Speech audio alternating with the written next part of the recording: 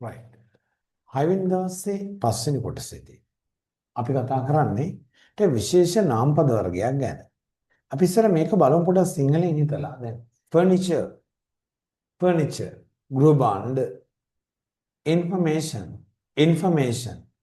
තොරතුරු, baggage or luggage, ගමන් මළු, news, right? ප්‍රවෘත්ති, stuff, දේවල්, stuff. ඔය things නෙවෙයි. ඔය stuff කියලා කියනවා. තර මේ වචන වලට විශේෂ ලක්ෂණය තමයි සිංහල තේරුම බහුවචන. හැබැයි ඉංග්‍රීසි වල බහුවචන කරන්නේ හේතුව මේවා ඉංග්‍රීසි වල uncountable. ගණන් කරන්නේ නැති ගොඩේ තියෙන. right? මේ අවවාද, advice, රථවාහන, traffic, මෘදුකාංග, software, right? වැඩ, work. අපි works කියන්නේ work. ගෙදර වැඩ, housework. ගෙදර වැඩ, homework. ඉඳුම් හිටුම්, accommodation. ලිපි ද්‍රව්‍ය, stationery. උපකරණ, equipment. යන්ත්‍ර සූත්‍ර, machinery. ආභරණ, jewelry.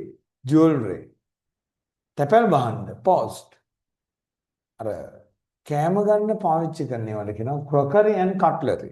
මෙතන පරණ වචන ඇත්තට යූස් වෙනවත් අඩුයි දැන් නම්. ඉස්සර ගියොම crockery and cutlery. දත්ත, data. right? මේක මම කලින් අරන් තියනවා luggage ගමන් වලම තමයි. ඒතර මේවා යූස් කරද්දී පරිස්සම් වෙන්න ඕනේ. හේතුව plural form එකක් නැහැ. right? දැන් ගෘහ භාණ්ඩ ටිකක් කිව්වොත්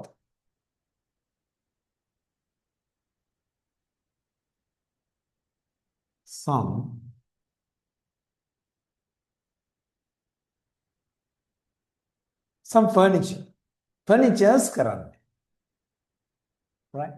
ඒතර ප්‍රශ්නයක් එනවා ගෘහ භාණ්ඩයක් කියන්නේ කොහොමද කියලා. මේ ගොඩක් කියව එකක් කියනකොට අපි ගන්නේ a piece of කියන concept එක. මේක නෙවෙයි ගොඩක් කියවන.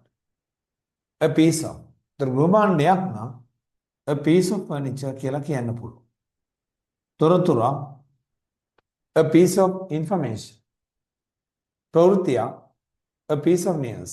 අවවාදයක් a piece of advice. එහෙම කියනවා.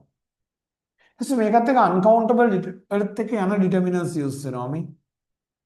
ඕනෑමට වඩා වැඩ. too many works කියන්නේ අපි කියන්නේ too much work. traffic කොච්චරක්ද? how much traffic? how much traffic? තර මත්තම මේවත් එක්ක ඉන්නේ. හොඳට මතක තියාගන්න මේ නාම පද ඉංග්‍රීසි වල සලකන්නේ uncountable විදිහට. එකක් කියන්න ඕන නම් ගොඩක් කියවට මොකද? a piece of කතාව ගන්න පුළුවන්. උපකරණයක් a piece of equipment. එතකොට උපකරණ නම කියනවා. කොහේම කියනවා. ඒක රටාව. right. මේ වචන ටික වෙනම පාඩම් කරනවා. ඔයාලගේ ටියුට් එකේ දාලා තියෙනවා. 6 වෙනි දවසේ පස්වෙනි කොටසට අපි කතා කරේ ඔන්නේ වචන ටික. මොකද මේවා ඔයාලා වරදින්න chance තියෙන ඒවා. මොකද සිංහලෙන් හිතුවාම ඒ විදිහට නෙමෙයි ඉංග්‍රීසි වල තියෙන්නේ. ඒක වෙනම ඉගෙන ගන්න ඕන. right. ඒතර ඔයාලා සම්මේලන නම් 6 වෙනි දවසේ